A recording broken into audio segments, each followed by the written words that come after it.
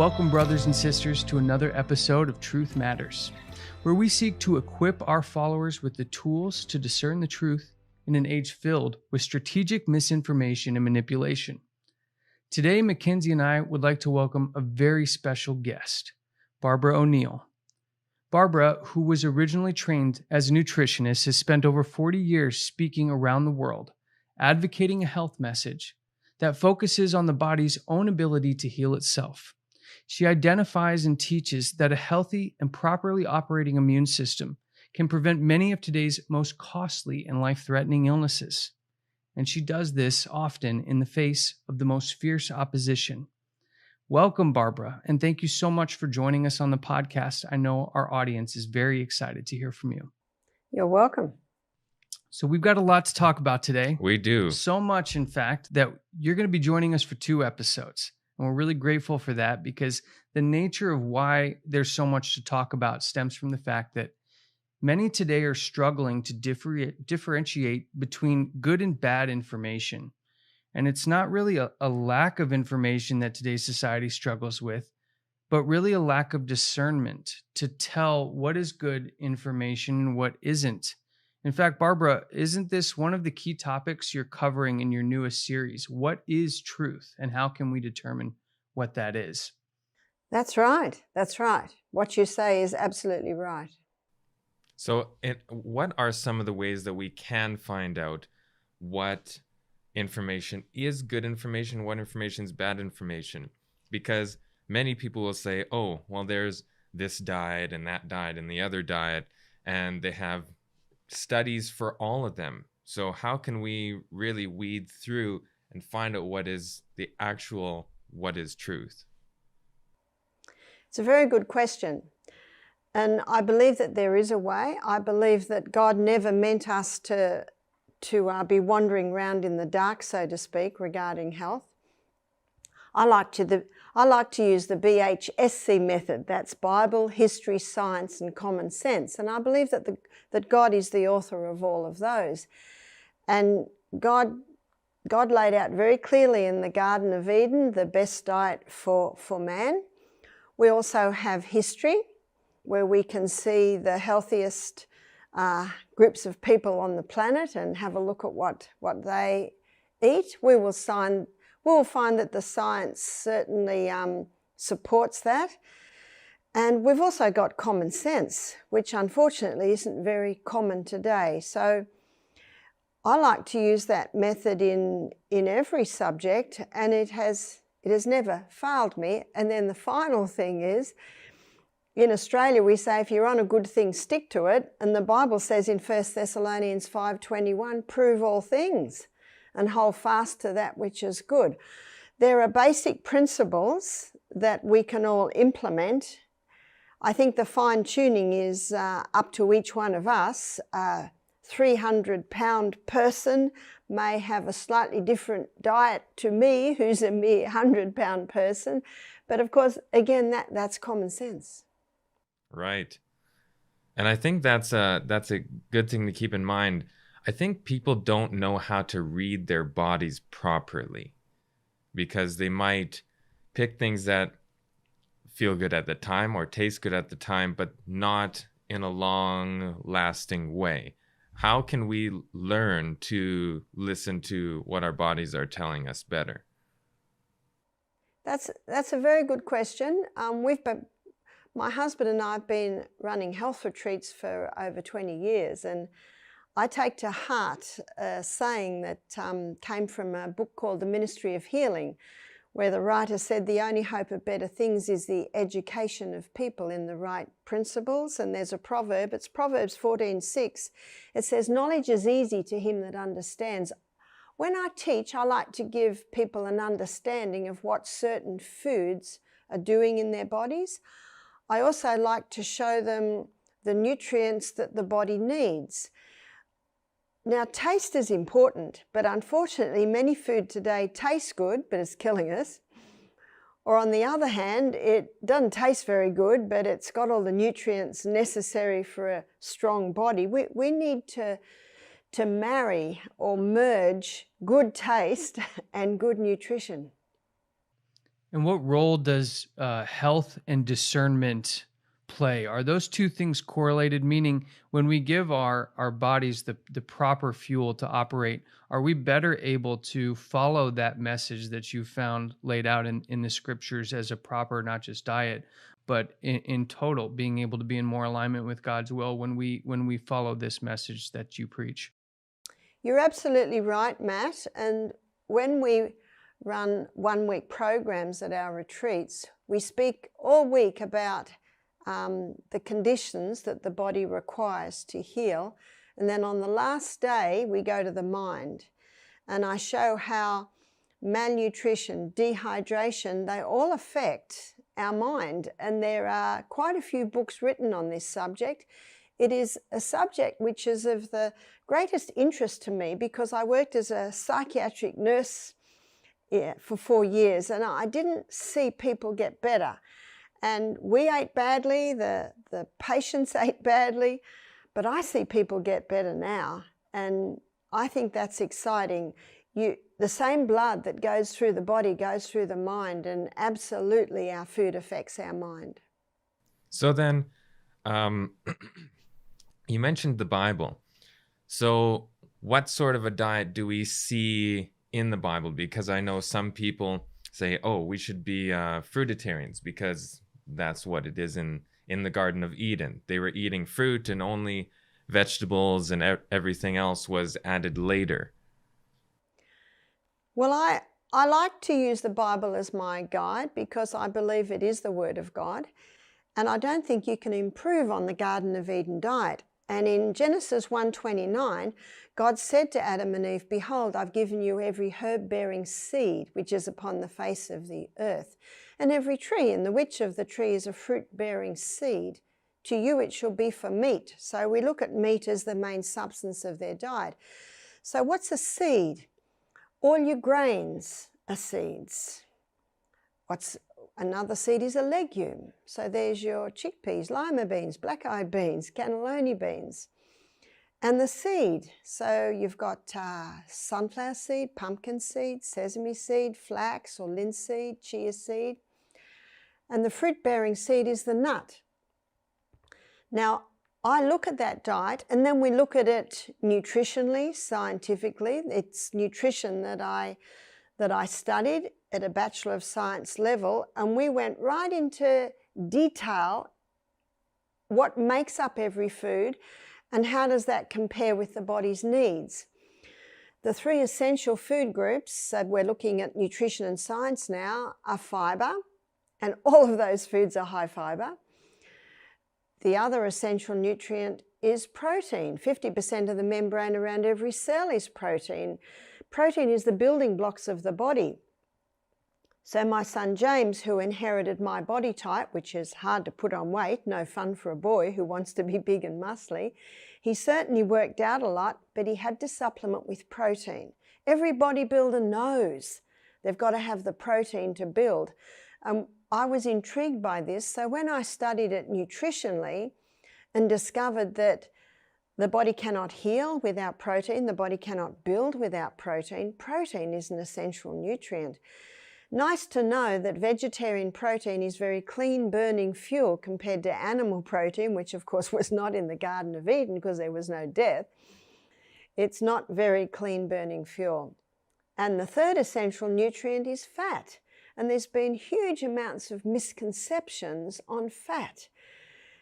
And the nuts and the seeds particularly are excellent sources of fat, the fats that our body needs to run. 50% of the membrane around every cell in the body is fat. So you see, if someone goes on a fruit diet, the 2 essential ingredients that they are missing out on, mind you, they have a lot of fibre, that's only one of the essential ingredients. The other 2 essential ingredients are protein and fats. And so I guess it's difficult for a lot of people, and maybe for many of our viewers and our listeners, to understand how to create that balance, because it sounds like what you're describing is there is a vegan lifestyle that may be a healthy lifestyle and a vegan lifestyle that may be an unhealthy lifestyle. Is there a setup where we could consider veganism actually to be dangerous if not done under the right conditions? It certainly can be, and I've met some very sick vegans. I've had several guests say to me, I became a vegan, but I got so sick I had to go back on meat, and I know exactly what's happened. When God said, behold, I've given you every herb-bearing seed, I believe that he meant there to be a balance of the seed. Some whole grains, some legumes, some seeds. And I find a lot of vegetarians, I've met several young men that stopped the meat and ate pasta and bread and cereal, so they actually were overloading the grain part and sadly neglecting the legume part. And then in the back of everyone's mind is this fat phobia that was first presented by Ansel Keys. Here's a bit of history in 1953, that fat causes heart disease. And as Dr. Malcolm Kendrick states in his book, The Great Cholesterol Con, this theory's never been proven. And then I have people say to me, yes, but Barbara, we heard that when you eat fat, all your blood cells clump together. Well, for I'd say 10 years, I did the live blood analysis at our retreat, and I've looked at hundreds of bloods under the microscope, and the only time I saw blood cells clump together is when the person is dehydrated. So I say these things because there are a lot of misconceptions out there, and that's what I like to do. I like to try and dispel the misconceptions and use the Bible, history, science, and common sense to present what is truth, so there's no more confusion. So we mentioned, just kind of jumped in there, a vegan diet. So if people don't know already, Barbara promotes a plant-based diet. So could you explain to us kind of why and what the difference is between plant-based versus vegan? Because there is a little bit of difference there, actually. There's definitely a difference between vegetarianism and veganism. The vegetarian usually does eat some dairy. I have been in places where people have said, you're vegetarian, is that right? I say, yes. And they say, so you eat chicken and fish, is that right? But no, I say I eat vegetables. So you see, there's quite a lot of misconceptions. Some people think vegetarian is you can eat the white meats. Some people think vegetarian, and usually vegetarian is some dairy products, whereas vegan is purely plant-based. And a lot of people say, well, what do you eat? Well, we make some beautiful dishes, and we make creams and cheeses and butters out of blended nuts. A blender's a good thing to have with flavorings, but mostly what we eat is lots of vegetables, some raw, some cooked, and always legumes and some whole grains, so some nuts and seeds, so it's a balance. And when you think about it, there's so many different vegetables, there's so many different legumes, there's so many different nuts, there's so many different seeds, and you can certainly get a balance. It's knowing what to do with it. So one of the first cookbooks that I had was a vegan Indian cookbook, and Indians know how to prepare their legumes. And I've got some good news. No, it's not all hot curries. Beautiful flavors. So it's knowing what to do with them, knowing how to prepare them. And there's a book called Nourishing Traditions by Sally Fallon, and this author looks traditionally at how food was prepared. And she shows how legumes were always soaked. They were always well rinsed. They always had a nice slow cook, usually on the corner of the fuel stove, but they were always made taste beautiful. And by the way, this not only makes them taste beautiful, but it also adds to the digestion of the legumes by adding some whole salt, so by adding maybe onions, garlic, ginger, herbs, a good quality oil. I always put my oil in right at the end so the heat doesn't destroy it. So it really is gaining a knowledge on how to prepare these foods. And it seems like with this health message, there is more than just a physical component. And I think a lot of people struggle with the consistency when they look to make lifestyle changes. And so those who are looking to make that next step into, let's say those who have gone from a meat-based diet to a vegetarian and now want to cross over into that next level, what role does their spirituality, their faith play in being able to stay committed to that plan, that it's not just a physical outcome that we're looking for, but that it's actually a whole wellness that goes along with this message? Can you talk a little bit more about the non-physical component of it?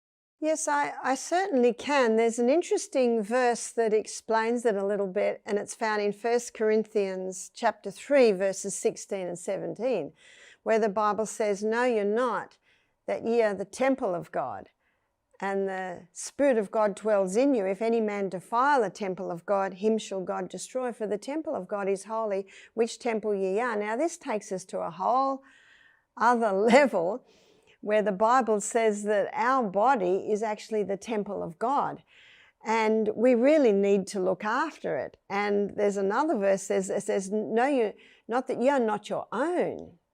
And so when you love God and you want to please God, you want to live according to His ways, I think that you will take a little bit better care of your body, because as the Bible says, you're not even your own. And then it says, "For you were bought with a price." This is in 1 Corinthians 6, 18 and 19. That this puts a whole nother new light on it. We have no right to hurt this body. And by the way, when we do hurt it, we are the ones that suffer. It's not nice living in a body that doesn't work. And unfortunately, so many people who are my age, in their late 60s, live in bodies that do not work. And it's not genetics. It's actually what you're doing to your body. And I believe that the older I get, the more powerful this message will get. Because when people are young, when they're in their 20s, their 30s, they're basically living on their youth. They're in a body that still has a lot of vitality. And a lot of people blame their problems on age. And I think poor old age, it gets blamed for so many things. God never designed the body to deteriorate. He designed that the body to remain strong. Obviously, the aging is going to come. I do have more wrinkles now than I had when I was 40 or 20. But people are getting old too young, far too young. And so that's one of the beauties of this message is you're going to be living in a body that'll do you well, but it'll also clear your mind. And when our mind is clear, it's a lot easier to discern spiritual things. I think the mind, like you were mentioning earlier, is very affected by the things that we eat. And also the mind can have an effect on how our body is as well. I think in the same book you're referencing, Ministry of Healing, there's a chapter called Mind Cure. Can you talk a little bit about that? Absolutely. In fact, there's one statement in there that I think is very pertinent for this. She says, "Grief, anxiety, discontent, remorse, guilt, distrust all break down the life forces and can invite decay and death into the body." Now that's strong statements. But it is backed up by modern day science. Dr. Carolyn Leaf, in her book, she says that when we entertain or cherish negativity, thorns grow between the dendrites, creating illnesses, even psychosomatic illnesses. The current figures are 50% of people today have or will or are suffering from some form of mental illness. I don't think there's ever been a time on the planet when it has been to such a level. And God never meant the mind to deteriorate the way it is. Yes, the body will develop grey hair and wrinkles, but the mind should not deteriorate. And this is another misconception. I have not read in the Bible of Alzheimer's or dementia, and yet some of the Bible characters lived to lower 800 years age and their mind was still clear. So this is another huge misconception. The current figures in Australia are 1,700 cases of Alzheimer's is being diagnosed every week. Now, God never meant for that to happen. And it's often not one thing. A lot of little threads come together to make a strong rope. And it's all of those little threads. And in some people, it can be different threads. And this is why I advocate that we are all our own doctors. For some people, the anxiety, the discontent, the remorse, guilt, distrust, it's because of lack of sleep. For some, it's because of poor nutrition. For some, it's too many stimulants. For some, it is damage to the nerve cells because they're a boxer or they're a footballer. You see, there's this huge area that it possibly could be. And Dr. Bruce Fife, in his book, Stop Alzheimer's Now, he spends the first 3 chapters looking at all the different things that can cause damage to the brain. I'd like to take a moment to try to give our listeners some tangible materials that they can start to use to absorb some of this information. I think we've talked about Ministry of Healing so far, but we also have internally talked about a book called Back to Eden by Jethro Kloss. And I believe it's a text that we'd recommend to people to look at. Barbara, can you share a little bit? I think Mackenzie's got a copy of it there. Got it right here. And why don't you give us a little background on that and allow people to understand what the benefit of seeing some of these texts in understanding the message and really internalizing what the purpose is, because what we're talking about isn't just as we've said, isn't just a physical health and wellness message, but is an all-around message to really get back to our original state, the best that we can, to be able to receive and understand and discern that which is good and that which is not. So what does books like Garden of Eden, Ministry of Healing, and maybe other ones you might recommend do for people who don't already know this message? Okay, well, the Ministry of Healing was one of my first books, and I love the way the author links in the physical and the spiritual, the emotional and the mental there. And the chapter, Mind Cure, which Mackenzie just quoted, excellent chapter. And the book, Back to Eden, it was my first herb book. In fact, it's called The Bible on Herbs. In Psalm 104 verse 14, the Bible says that God gave herbs for the service of man. I love this verse because the word service explains it beautifully. The herbs come in to serve you. Every herb affects different parts of the body, and there is a herb for all different aspects of the body, different functions of the body. And Jethro Kloss does a wonderful work of explaining that and defining what each herb is, what it does.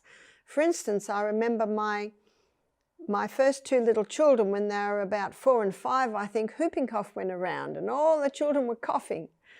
And I opened Jethro Kloss's book and I looked at all the herbs for the chest, and one of the herbs was growing in our backyard. It was plantain. Another name for that is ribwort. And so I gathered a lot of it. I poured the boiling water on it. I put a bit of lemon and honey, and I got the children to drink it. I got fancy straws. I got little tea sets. I just wanted them to drink, drink, drink. And within 2 weeks, they'd totally recovered, and all the other children were coughing. And the other mother said, "What did you do?" But when I told them, they were very sad because their children only drink juice or cordial. You see, my children only drank water, so this little tea was exciting. It had a bit of lemon and honey in it. So that was probably one of my first experiences. And I also thought to myself, I don't mind if they wet the bed because I want this terrible cold healed. They didn't wet the bed. So I went back to the book and looked at it again, and it's also a kidney herb. So that was my first experience of herbs, of finding how the herbs can certainly help. Medicine calls it synergism. They work with the needs of the body. They come in and they say to the body, "Where would you like me? How can I help you?" You see, the body has an inbuilt ability to heal itself, and the beauty of the herbs is they work with that inbuilt body's ability to heal itself. And if someone takes the wrong herb, they're not going to be hurt because the herbs don't harm you. In fact, if someone died from a herb, that would make headlines, wouldn't it? But there are many that die from drug medication, I'm afraid, but not from the herbs. And so I think that Jethro Kloss's Back to Eden is a great book for every home to have. He's done a great reference in the back. If as what I did, my children had a bad cough, so I looked up coughs. I looked the herbs for the coughs, and there were probably about 20, and I was able to bring it down to what was available to me. So yeah, this is a absolutely amazing book. This is one of the books that I also had read, and like she said, it's a great resource. You can actually get it from Amazing Discoveries. I would recommend that everybody gets one of these books. It's very good on herbs, but it has a lot of other things inside here as well as different natural remedies that you can do. It talks about even different diets and how to structure your meals, and it talks about all those things that Barbara was referencing earlier. It's a great resource, and actually this is quite an old book. So Barbara, that's a little bit surprising because we think of the sort of the plant-based or vegan movement as kind of a new thing that's out there. But this is quite an old book already, as well as Ministry of Healing.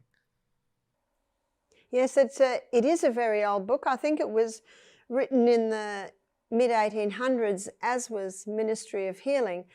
And Jethro Kloss's story was interesting. Apparently he was quite ill, and he read the Ministry of Healing, implemented the principles and recovered. And from that, he became very interested in natural remedies, and Back to Eden came out of that book.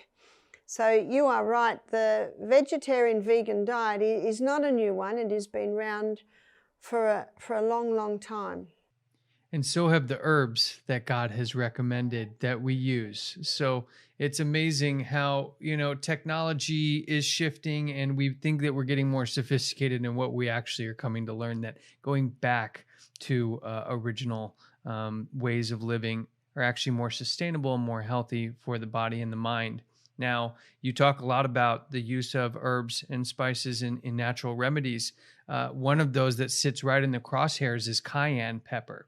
And you'll get a wide spectrum, a wide variety of opinions on how and why and when cayenne should be used.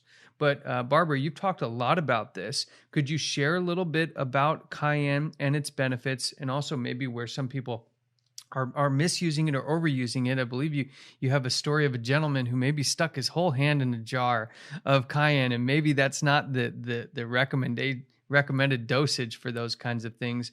But the cayenne is one of those herbs that really can have a lot of benefits for people if they understand and use it correctly. And I know you talk about that in some of your lectures. So while you can only talk about it briefly, maybe point people to a place where they can find a little bit more about that as well.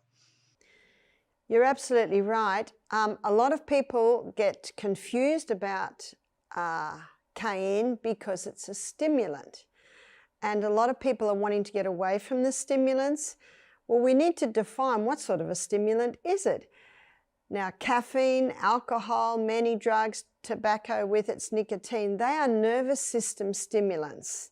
And they are not good because they certainly are addictive, and not only addictive, but damaging to the nervous system on the body. But this is not cayenne. Cayenne is a blood stimulant. Anything that moves blood is incredibly beneficial to the body. As Leviticus 17:11 states, the life of the flesh is in the blood. So you move blood to an area, you're moving life to the area.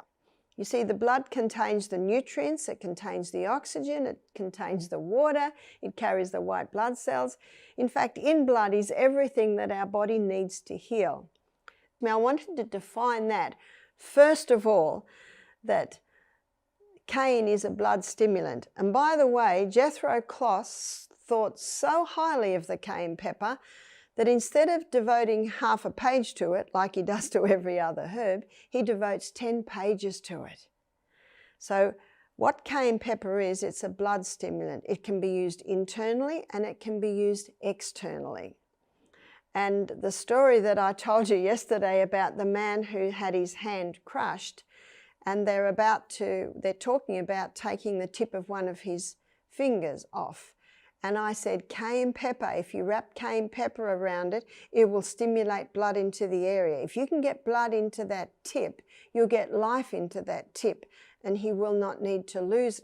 He showed me a picture, and he had put about a teaspoon of cayenne pepper on that fingertip. He'd wrapped it up, and he was just gritting his teeth. He was in so much pain. So I quickly wrote back and said, please take it off immediately.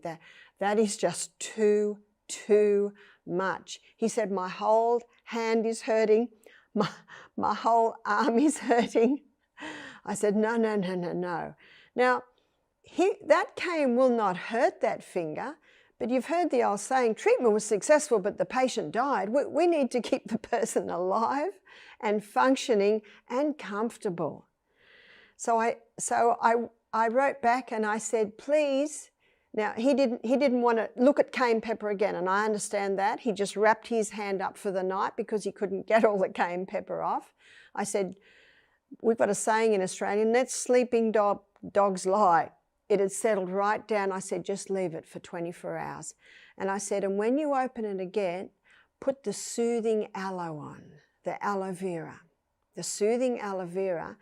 And I said, put a faint sprinkle of cayenne pepper on it, faint. So, again, it wouldn't have hurt him, but he could not handle the pain. It was just too much. I said to him, it is easier to put a little more on than a little less. I've even seen a lady come out of a heart attack by giving her cayenne pepper by mouth. We put about half a teaspoon in her mouth. She was half conscious. Her pulse was faint. It was in the middle of a cooking class, so we had people everywhere. We quickly put the cayenne pepper in her mouth. I gave her some water. Within 2 minutes, the man holding her pulse said the pulse is strong. She opened her eyes. All the blood came into her face. She'd been very pale. She wondered what had happened. Her husband couldn't believe it. This was the 4th minor heart attack that she'd had that year. She was in her 80s. He was astonished. What did the cayenne do?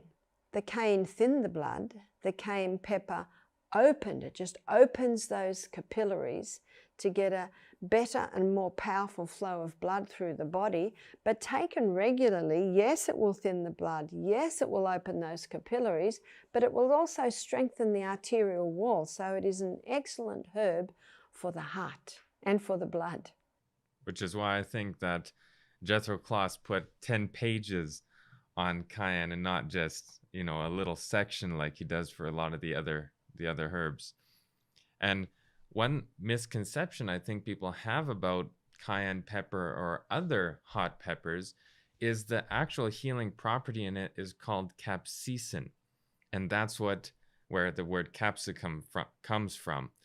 And that is what makes it taste hot. It's not actually hot. It just gives a sensation of heat in the body or in the mouth. And capsaicin is in all hot peppers, not just cayenne. Cayenne was the most readily available at the time, which is why it was the main one wrote about. Or you can buy in the store very easily. You can just go and you can buy cayenne pepper. But if you're growing different peppers in your garden, they all can work the same. Maybe not quite as well as something hotter like a cayenne pepper, but they can have a similar and helping effect because it's the capsaicin in the pepper that is actually creating that. Yes, I like to call it a tingle rather than a burn, because as one doctor says in Jethro Kloss's book, he says it's impossible to abuse it and it's impossible to cause a lesion. It will never cause a lesion. And of course, a burn will cause a lesion. That takes me into thinking of what are the other common misconceptions that are out there? And one of the things that pops up in my mind right away is the controversy around the use of soy. Talk about a food that is really misunderstood and actually almost has had some kind of campaign against it. It seems like, I don't know, I'm not going to say where or from who, but it seems like there's been an active campaign, maybe for the last 15, 20 years almost, against the use of soy. So maybe we can take the opportunity to set the record straight on some of the misconceptions regarding something that I think we all agree, if used properly and in the right type, can be something really beneficial. It absolutely is. In fact, soy has more anti-cancer properties in it than any other food. So it's a pity to throw the soybean out. I say it's like throwing the baby out with the bathwater. But soy has been tampered with. And in America today, the soybean that's grown is called Roundup Ready. It's been genetically modified, so there's problem number one. Anything that's been genetically modified has the ability to tamper with our DNA. So genetically modified food shouldn't be touched. So it's been genetically modified, and one farmer told me this. He said to me, 5 times before harvest, the field is sprayed with Roundup or glyphosate, a very dangerous poison. So the soybean grown in America today has been genetically modified, and it has 5 doses of Roundup. The farmer said to me, all the weeds die and the soybean keeps growing. That is a dangerous soybean. So when someone says, is soy bad? I say, which soy are you talking about?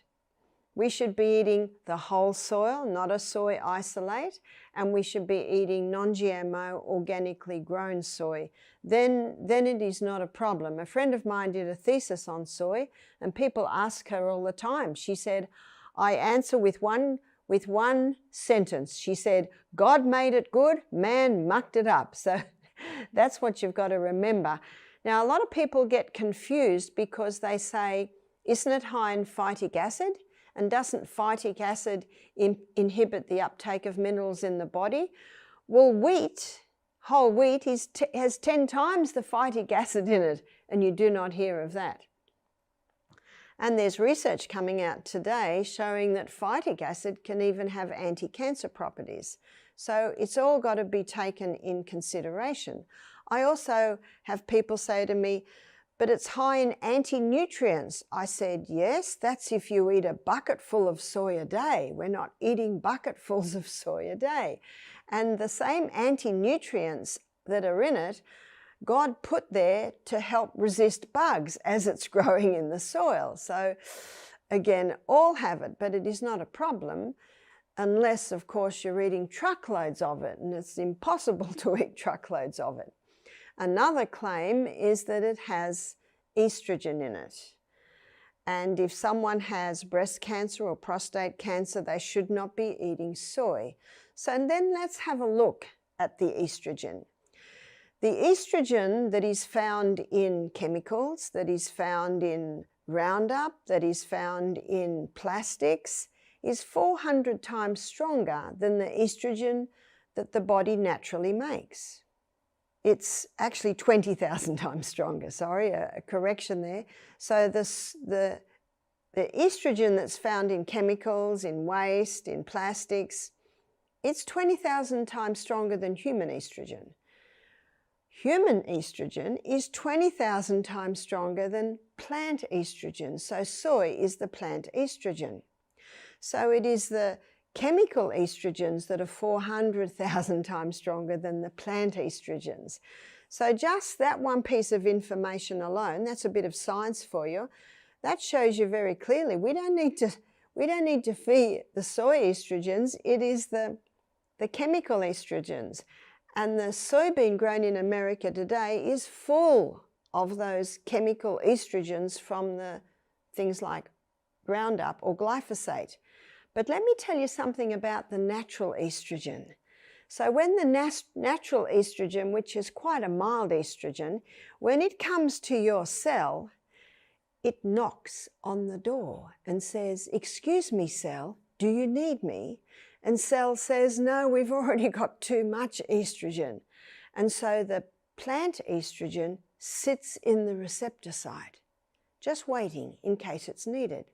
But because it's sitting in the receptor site, the chemical estrogens can't get into that cell because the plant estrogen is protecting it. So can you see that the soy estrogens play a protective role?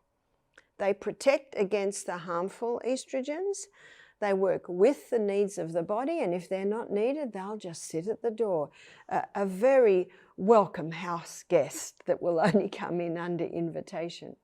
So you can see by what I've just told you, the truth on soy. I'm not interested in, and I don't think anyone should be interested in what I think.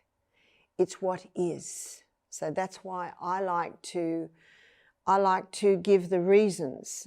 And what I think is actually based on those reasons. Whereas unfortunately, many people just believe what the media says. And I don't want to shock you, but not everything that is said on the television is actually absolutely right, because unfortunately, often vested interests are behind it.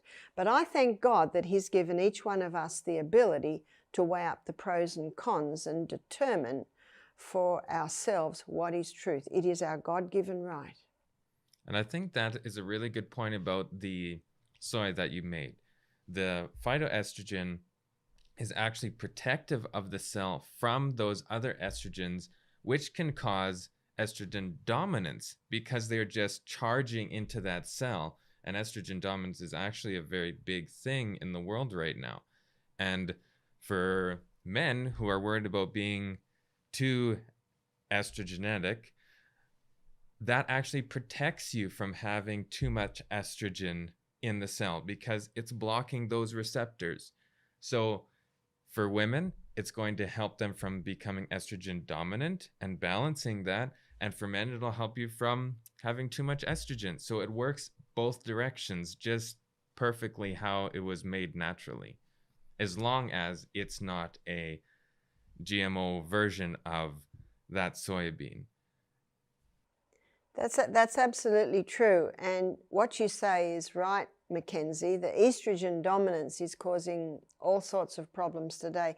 Estrogen is not bad. It's only when it's in high amounts, and the plastics, the chemicals there, and the genetically modified soybean, they're adding to that estrogen dominance. So with men, yes, it's not only that they can be effeminate, but it can even affect their sperm. It can even affect many things that are happening sexually with men.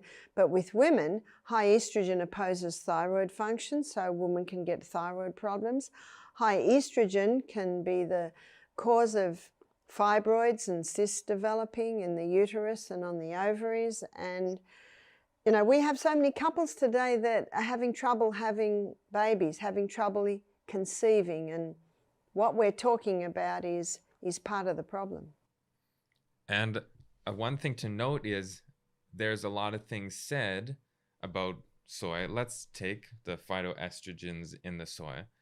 But what people don't realize is how many other foods they're eating that aren't attacked that have just as much or more phytoestrogens than soya has. Like flaxseed, for example, has very high amounts of phytoestrogens. And nobody's talking about not eating flax because it's dangerous for you. So you have to, look through the actual information, not just hear a number and say, oh, look, there's a lot of phytoestrogens here. That must mean this. But look at all the rest of that and how those play into that. That's absolutely right. I'd like people to, if they can, take some time to study this topic, phytoestrogens, because we're dealing with, as a society, really out of whack hormonal balances. And I believe, and correct me if I'm wrong, that phytoestrogens will, in the long run, help balance those things out. So whether they're menopausal or women who are post-pregnancy or men who are dealing with unwanted holding of fat in some locations, whether it's chest or belly, these things can be related to the bad estrogens that we've discussed. And I think each individual can benefit themselves a lot understanding why phytoestrogen is different and why it's beneficial, as Barbara and Mackenzie have discussed. Barbara, can you let the people know where you talk about this in one of your lectures, and they can hear a little bit more in depth? Yes, absolutely. The presentation that I give is really how to balance your hormones. And if you go to YouTube and you put in Barbara O'Neill balancing hormones, you'll get a 50-minute presentation on it. We're also filming at the moment where we've just finished one, which will also be up soon. So it is not hard to get that information. Now, I wanted to transition us into a discussion about chronic fatigue syndrome and its relation to a lot of the things that we've discussed today. Now, chronic fatigue is a bit of a buzzword that I don't think I heard much over the last decade until about the last 5 or 6 years. At that point, really exploding as those in society who were feeling these symptoms start to come out more and more and say, that's what it is. That's what I've been experiencing.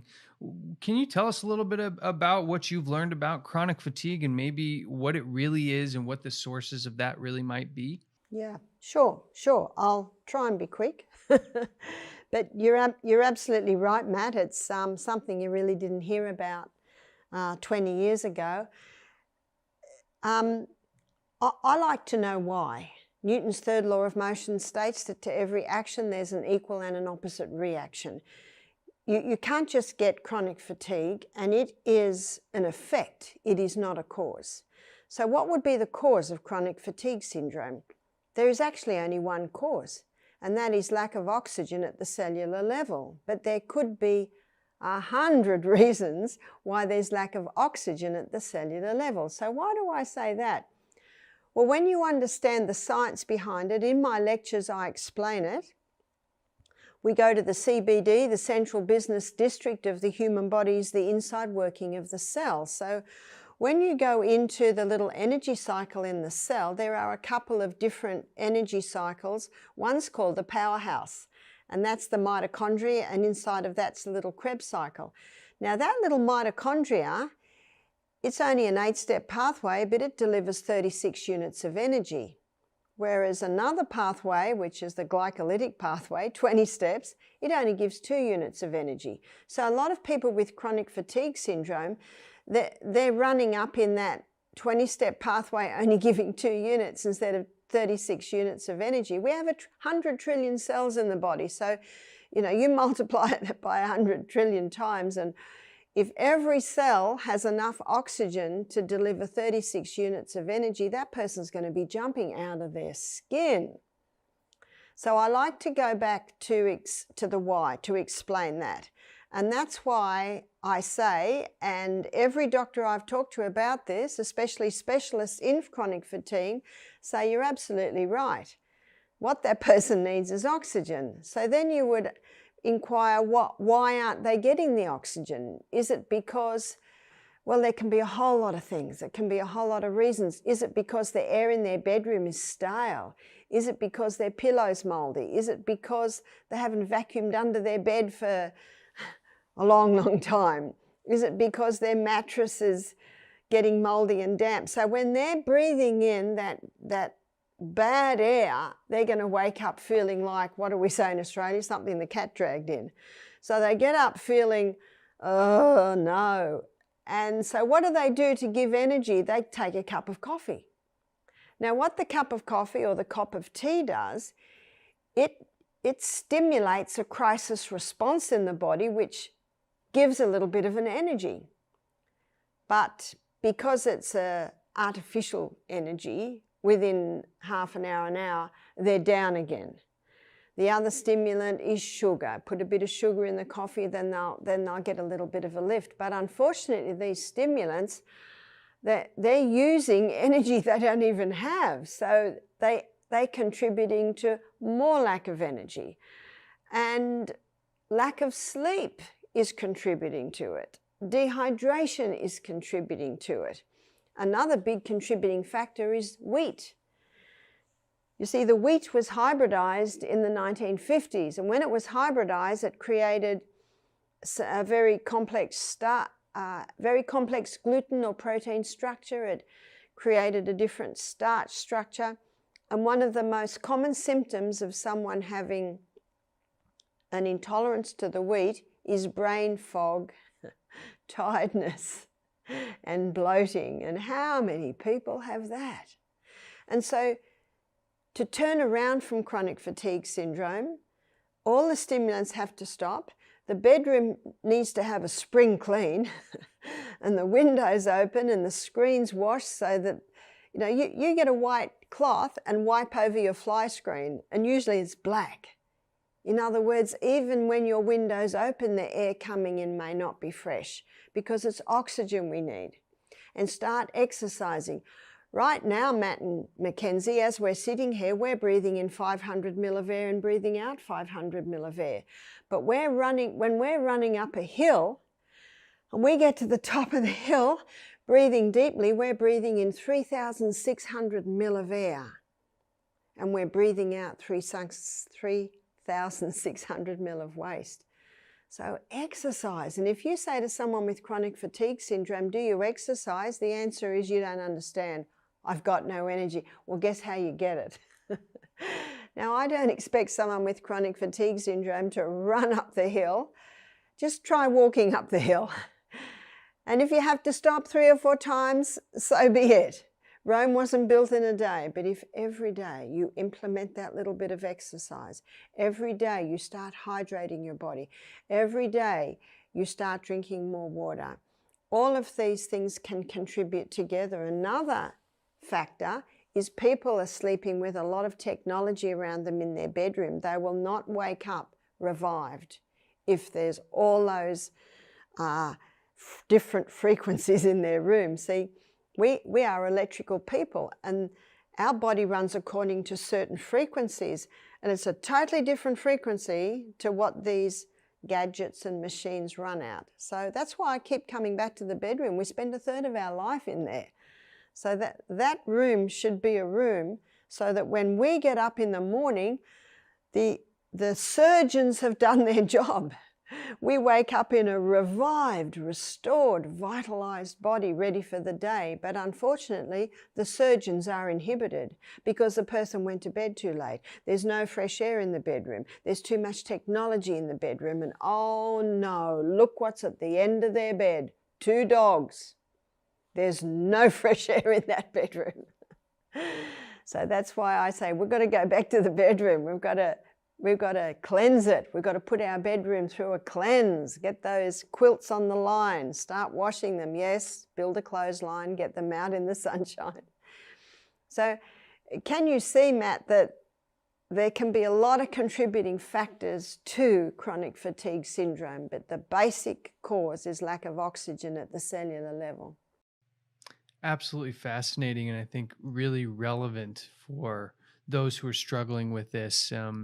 But I think oxygen is one part of, I believe, 8 parts of healthy laws that we can follow and implement in our lives. Some of us know these 8 health laws, but as we kind of wrap here today, let's go through these 8 laws so people can have some tangible steps to take from today's conversation and start implementing some of these things. Again, as you said, Rome wasn't built in a day, so let's go piece by piece and not look to at the end, but just to take the next step.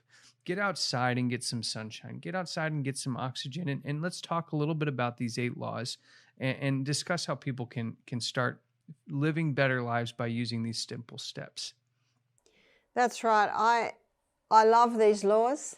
Florence Nightingale called them the laws of nursing. Dr. Jackson from New York in the mid-1800s called them laws of life. They're often called the laws of health, the 8 principles, the 8 doctors. And the first doctor is pure air. So we should be having pure air because those cells need that oxygen. So again, make sure the air that you're breathing is top quality. It's been a little cold here in Chattanooga, Tennessee, but I still have my windows open every night. I make sure that I'm warm in my bed, but I'm breathing fresh air. Many people wake up tired because they're not breathing in the fresh air while they sleep.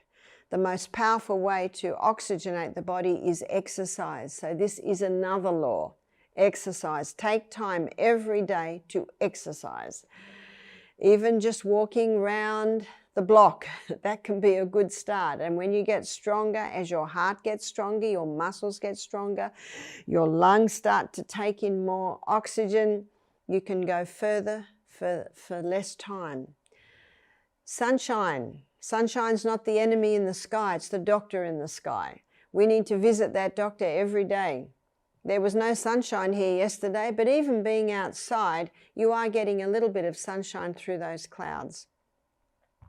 Yes, you can overdo this, doctor, and if you've got milky skin, I heard my skin called that recently, if you've got white skin, you need to be careful. So if I'm going out in the sun, I'll just be out there with no covering for maybe 15 minutes, and then I've got to put the hat on and the long sleeve shirt. But the darker the skin, the more sunshine you need. The very dark skinned people need about 10 times the sun that I need. That sunshine is vital for us to be able to get our vitamin D. And our vitamin D is essential for the assimilation of calcium, your strong bones. In fact, I was watching a presentation by one doctor he specialized in pathology. He said he found that every patient he had with COVID had a vitamin D deficiency. We need to be getting outside and getting that sunshine. So make sure you visit that sunshine every day. The next law is temperance. Temperance means not taking anything into the body that will harm it, and taking in moderation the good things. All good things should be done in moderation, but there are some things that should never go in. Refined sugar, caffeine, alcohol, tobacco, drugs, chemicals, herbicides, insecticides, mold, and be very cautious of that electromagnetic field, your exposure to it. The next law is rest. Dr. Matthew Walker, in his best-selling book, Why We Sleep, he says 8 hours, not negotiable. And the early hours are very important. So you've got a choice there. I thank God for the choices. You can go 8 p.m. to 4 a.m. You can go 9 to 5. That's probably my favorite. Or at a stretch, you could go 10 p.m. to 6 a.m. Not negotiable. Those little surgeons that I explained before that have quite a job to do in your body and in your brain while you sleep. Let them have time to do the recovery, the regeneration, and the restoration that is so vital for the proper functioning of our brain and our body in those hours. The next one is proper diet.